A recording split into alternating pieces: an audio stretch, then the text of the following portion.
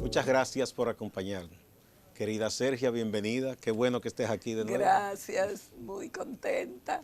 No tener una deuda contigo. Pero no hay plazo que no se cumpla y deuda que no se pague, decía un viejo poema. Bueno, me gustaría, a propósito de que este lunes será el 10º plantón a las 6 de la tarde frente al Palacio de Justicia del Centro de los Héroes. Ya tú sabes esa lucha que se está llevando a cabo, reclamando a las autoridades, reclamando que opere el sistema en favor de las mujeres, no en contra, como ha venido siendo, ¿verdad? Me gustaría tu opinión respecto a esta lucha que llevan las mujeres, que esto es un hecho, vamos a decir, puntual por lo que ocurrió con Anibel, pero abarca mucho más. Sí, no, efectivamente, el problema de la violencia contra las mujeres y las niñas sigue siendo un grave problema de Estado y sobre todo porque no ha habido una voluntad política, no ha habido un compromiso real para enfrentar este problema. Mira, en este año se cumplen ya justo 25 años que el Estado Dominicano se comprometió a través de la Convención sobre la prevención y la eliminación de toda la forma de violencia contra las mujeres, la Convención de Belén do Pará, que este año cumple 25 años. Y desde 1997 contamos con la Ley 2497. Sin embargo, las políticas para enfrentar la violencia contra las mujeres y las niñas ha sido un fracaso.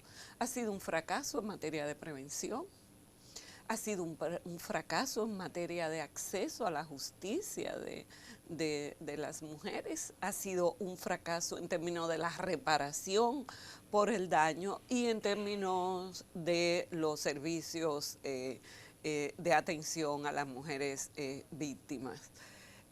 Tenemos muchos planes. Yo creo que este es uno de los países donde más hemos trabajado en términos de definir planes, en términos de hacer propuestas y además con un movimiento siempre apoyando, demandando. Sin embargo, eso no se ha expresado en una voluntad. Nosotros seguimos siendo una vergüenza, no solamente a nivel nacional, sino a nivel internacional. República Dominicana, Gustavo, ocupa el primer lugar en América Latina en mujeres asesinadas por parte de sus parejas o exparejas. Primer lugar. Primer lugar. Primer lugar, lugar número 1 en esto. Entonces, es una situación grave. Nosotros vemos cómo no ha habido el esfuerzo, y no ha habido ese esfuerzo porque no se ha expresado en un presupuesto. El asunto de la violencia ha sido siempre visto como una cosa trivial, una cosa particular, una cosa familiar, un asunto individual. Y no ha sido asumido como un grave problema social, los feminicidios como una gran tragedia social que amerita una respuesta contundente del Estado. O sea, nosotros hace años que debiéramos estar en estado definido por el Estado, en estado de emergencia por el impacto de la situación. Sergia, cuando tú dices, en primer lugar, en cuanto a feminicidios cometidos por pareja o expareja, es decir, personas que han tenido una relación o han estado casados o han tenido un noviazgo, entonces el hombre mata a la mujer. Número 1 en América Latina. En América Latina. Porque si bien es cierto que hay países en que quizás por la población el número es mayor, pero esos asesinatos no todos son de expareja. Ajá. Se refieren a otro tipo de violencia. Nosotros ocupamos por parejas o exparejas en primer lugar en América Latina. Estamos en cuarto lugar. Varíamos a veces con Guatemala, que siempre tenemos datos así como milésimas, no se paran. entre el cuarto y el quinto lugar de feminicidios en términos general. O sea que te indica que es una situación realmente grave.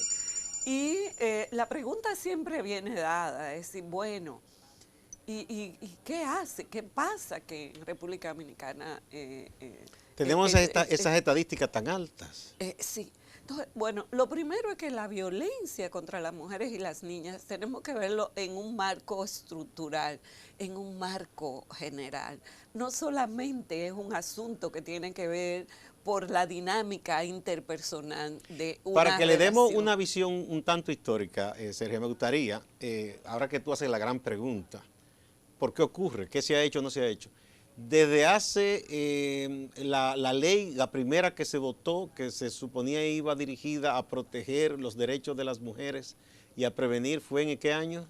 En 1997, aquí en el país, como un mandato de la Convención Interamericana para prevenir y sancionar la violencia contra las mujeres, que el país la adoptó en 1994. 94. En Pero la ley del 1994 el país 97. la ratificó, la hizo parte de nuestra legislación y en función de eso se empezó un trabajo para adoptar la ley 2497 que se adoptó en 1997. Entonces se suponía, como todas las leyes se aprueban y tienen, se supone, unas metas, unos alcances y unas finalidades, ¿no?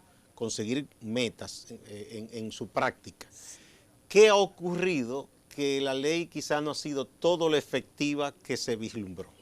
Bueno, desde el 97 para acá. Mira, a mí me tocó estar en la puesta en marcha, digamos, de esta ley, donde realmente nos apegamos a todo, indicadores, estrategia de prevención, Fue una buena de ley. atención. Fue una buena ley en su principio. Había intención también de dar una respuesta, pero realmente se produjo un proceso de estancamiento y tiene que ver, primero, porque como decíamos, la violencia no es un asunto aislado. La violencia contra las mujeres es un problema cultural. Entonces, si tampoco el Estado invierte, hace el esfuerzo por transformar esa cultura machista que genera la violencia, no basta que tú tengas una unidad de atención, no basta que tú puedas proveer un servicio a las mujeres. O sea, necesita también trabajar, actuar sobre esa sociedad machista que genera esa violencia. Esa sería la prevención básica, sí, para que no sigan creciendo hombres y mujeres que vean normal, entre comillas, esa relación de desigualdad y violencia. El cambio cultural, tenemos que trabajar para eso. Entonces, aquí realmente la inversión en eso ha sido como muy débil. O sea, el Estado no ha visto la violencia como un problema estructural que está ligado al machismo, que está ligado, que se ve también reforzado por la situación económica en este país, República Dominicana. Es casi el 50% de las mujeres que viven en situación de pobreza o extrema pobreza, un 17% en extrema pobreza. Se acrecienta con los niveles de pobreza, con la exclusión y marginación de las mujeres de los espacios de poder y de toma de decisión. Se acrecienta también con la carencia de servicios sociales en términos general, con la precariedad económica de las mujeres. Entonces, República Dominicana tenemos un país donde todavía tenemos unas brechas impresionantes en términos económicos. Lo que es lo más simple, aquí no hay paridad de salarios. A igual capacidad, igual trabajo, no se paga igual si es hombre o mujer. Exactamente. Y esto es un problema grave. Entonces, aquí no ha habido una respuesta a eso. Ya un informe del Banco Mundial el año pasado decía que los estados pierden oye esto, los estados pierden, por mantener nada más la desigualdad en el salario, pierden 160 billones de dólares al año. 160 billones de dólares, nada más por mantener la desigualdad de salario. Imagínate con todo este cúmulo de desigualdades. Entonces, todos estos factores, digamos, potencian, agravan la situación de violencia hacia las mujeres. Entonces no ha habido una respuesta estructural, una respuesta donde se involucren todos los actores del Estado, el Ministerio de Educación, produciendo los cambios culturales, educando a los niños y a las niñas para que sean personas que tengan capacidad de resolver sus diferencias de manera no violenta, para que se puedan relacionar de igual a igual. En el sistema de salud, decimos que la principal puerta de entrada de la violencia es el sistema de salud. ¿Qué hace el sistema de salud para enfrentar y abordar el tema de la violencia? ¿Por qué ustedes señalan que es la principal puerta de entrada de la violencia hacia la mujer o contra la mujer? Porque la violencia deja unas secuelas psicológicas que causan daño a la salud física, psíquica y emocional de las mujeres. Problemas psíquicos, problemas emocionales que se abordan dentro del sistema de salud. Pero aquí, en este país, el 25% de las mujeres ha sufrido violencia física, o sea, ha sido golpeada. Y, obviamente, su entrada tiene que ser el Ministerio de Salud. La muerte, aquí mueren, no tenemos tampoco cifras exactas, pero casi siempre alrededor de 200 mujeres víctimas de feminicidio cada año. Sistema de salud. La secuela de los daños ocasionados por la violencia, tanto directa como indirecta. Estamos hablando que de manera indirecta, por ejemplo, los hijos de mujeres en situación de violencia son niños que van a ver afectada su salud. Ya los datos muestran que nacen con bajo peso al nacer, tienen mayor probabilidad de ser niños y niñas prematuros, de enfermar a mayor temprana edad. O sea, hay toda una secuela, todo un impacto, digamos, en la salud, tanto de la mujer como de su entorno familiar. Y si el sistema no hace nada, entonces ya se convierte en un reforzador de esa violencia. En un reforzador. O hasta en un ejecutor. Exactamente. Y además que el Estado, incluso aquí en el país, existen las normas nacionales de atención en violencia en salud, pero están en los almacenes del Ministerio de Si, por ejemplo, una mujer llega a un centro de salud del Estado y tiene signos de que ha sido golpeada, herida, ¿cuál debe ser el protocolo? Según la ley, según el protocolo, la norma de atención en violencia, el médico tiene todos unos parámetros que le permiten detectar si esa mujer está en una situación de violencia. Y tiene además, el protocolo indica que él tiene que hacer, dónde referir, cómo actuar, pero no lo hacen, porque los médicos y las médicas desconocen en su mayoría que existen esta norma, y esta norma debieran aprendérsela, igual que se tienen que saber una norma para tener un problema de hepatitis. Por ejemplo, o un problema, si un hombre va a un hospital con signo de que le han dado una puñalada, un balazo, tiene que dar explicaciones, se la van a pedir y probablemente llamen a un fiscal o a la policía. ¿No ocurre así cuando es una mujer? No. Y porque además los médicos no ponen en funcionamiento ese protocolo de detección.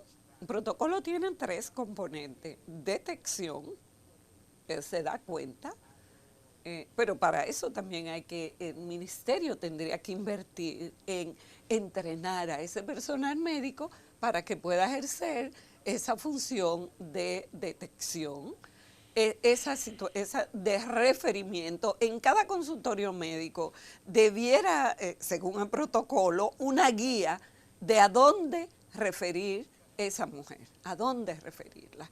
Debiera de tener unas guías de preguntas para saber si esa mujer está en situación de violencia. Incluso en el protocolo, él podría advertir incluso el nivel de riesgo y además la conducta que hacer, porque obviamente el médico no es el que va a atender a la persona, son unos elementos básicos que le permiten alertar si esa mujer está en una situación de violencia, igual que tú vas con un problema de qué sé yo, de hepatitis, de cualquier problema. Es decir, los síntomas de salud, indican por dónde va la cosa. por dónde va. Y ese médico, tú vas donde un médico general y el médico puede advertir que tú tienes un problema que debe ir a otro determinado especialista. Entonces lo mismo pasa con esto. Pero realmente, lamentablemente,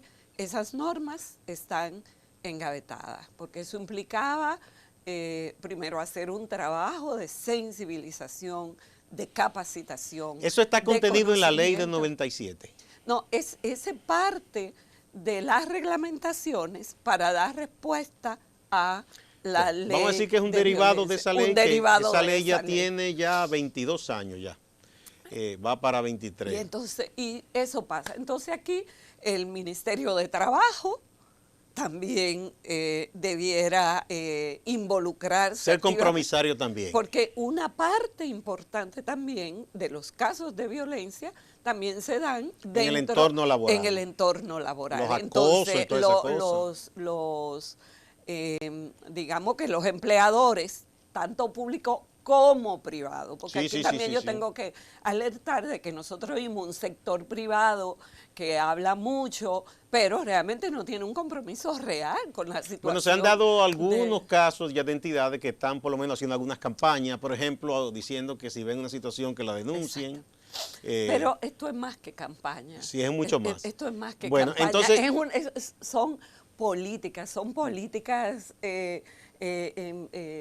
empresariales, son políticas laborales, son políticas de salud. digamos que debe partir de unas políticas públicas Exacto. que hagan obligatorio que en el sector privado también se asuman. Ajá. Totalmente. Si, por el ejemplo, sector privado un y patrono público. no debe acosar a una empleada, a un Sí, empleado. sí, Entonces, sí. igual en lo público o en lo privado. Ajá, pero tiene que tener además las herramientas. Mira, la gente que trabajamos permanentemente con violencia, yo tengo cantidad de casos de instituciones que me llamaban los incumbentes comprometidos con los casos Para de violencia. aprender. Para aprender o decir, mira, tengo esta situación que Guaracuya Félix, por ejemplo, Sí. cuando estaba en DGI, Sí. por poner un ejemplo. Sí, un ejemplo muy valioso. Muy Guaracuya es una valioso persona con de una una visión persona que estaba haciendo esfuerzos de decir, bueno, ¿cómo nosotros vamos a enfrentar esto? Porque se presentaron casos, pero esos casos se presentan en todas las instituciones del Estado. Entonces, los empleadores se hacen de la vista gorda. Y primero porque ni siquiera tienen conciencia de qué es un acoso, de qué es una violencia contra... Digamos que en este tiempo, Sergio, por lo que uno ha visto, ¿verdad? Y gracias a tanta gente, entre las que estás tú, que han luchado tanto. Y ustedes, y nos han ayudado a nosotros a entender. Así es. Porque nosotros quizás veníamos de una tradición o eso nunca se enseñaba en las escuelas, uno más o menos tenía idea, ¿no? Pero uno fue aprendiendo poco a poco y ya hay otro nivel de conciencia. Yo digo que hay, como se dice ahora, un empoderamiento de un sector importante de la sociedad, de que eso no es normal, de que hay que combatirlo y de que debe haber una política pública en ese sentido. Lo que ha faltado quizás es una política pública efectiva, pero hace un tiempo se hizo un anuncio de que todas esas cosas se iban a hacer y no se hicieron. De eso vamos a hablar cuando volvamos a esta pausa.